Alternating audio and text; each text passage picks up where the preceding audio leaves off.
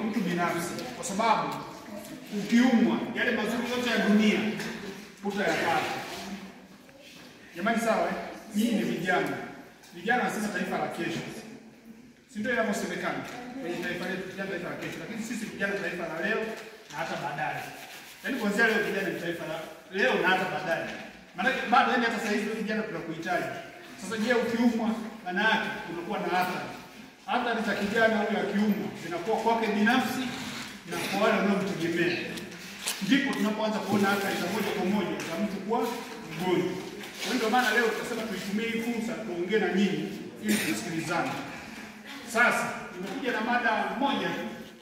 Nimekuja na mada inayohusu ukimwi. Basi. Naamini sisi wote ukimwi tunaufahamu. Uongo kweli? Tunaufahamu. Ndio. Haya, mtu mmoja hapo anayefahamu vizuri habari ya ukimwi aniambie.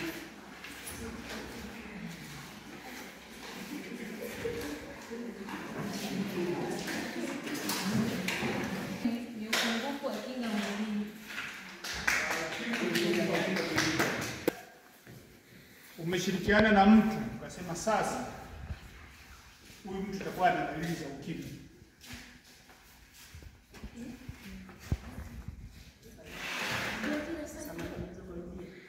Ni wakati gani? Sikata malaria siku 2-3 ndio wadudu wataanza kujionyesha, unaanza kuumwa.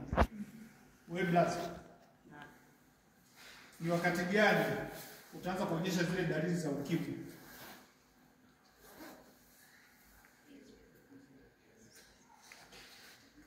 Sina uhakika sana.